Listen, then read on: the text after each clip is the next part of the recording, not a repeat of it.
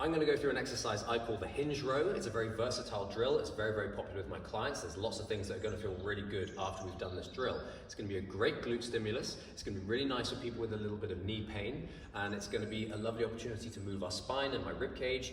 Always happy when that can happen, and it's going to allow me to take my lat through a full range of motion more than any other exercise you can think of.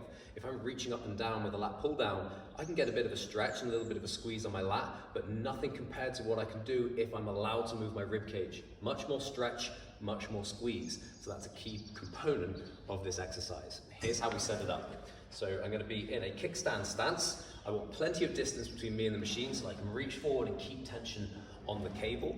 And I'm going to have opposite arm, opposite leg forward. Now what I'm going to do here, I'm going to hinge so that I'm getting my head in front of my lead foot, kind of like I'm peering over the edge of a cliff.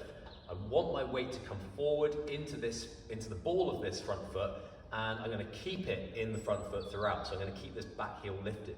I don't want this kickstand foot to be too far back behind me because that's going to turn me away from where I want my weight, which is all into this front foot.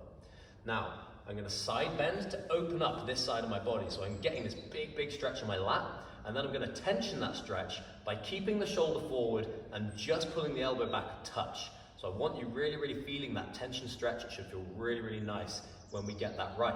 A lot of the time when we do rows, when we coach rows, we have the shoulders stacking back and we kind of squeeze all the joints on top of each other.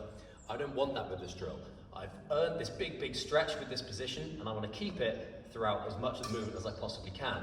So shoulder stays forward, I pull the elbow back, I've got this tension stretch, glute and lat on opposite sides, that posterior oblique sling is working, coordinating together, and now we're going to make it dynamic. We're going to move up, timing the hands and hips to squeeze together, and then I'm also moving sideways to crush that lat down into my pocket. So full stretch on glute and lat, and then full squeeze as I extend at the arm and at the leg. So here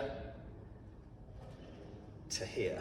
Last little bit, this is fairly unimportant, but it just puts the finishing touch on really reconnecting that lat. I'm going to internally rotate my hand so my thumb's pointing down, and then I'm going to rotate my hand as I turn and as I squeeze. Now, that's lots of cues, lots of things timing and working together. It can be a little bit intimidating from that perspective for a lot of people on their first go, but just try to go by feel. Try to move around, position your weight, and bend your joints as you need to feel maximum tension on the glute, maximum stretch on the lat, maximum squeeze as we move through the motion, and you won't go too far wrong.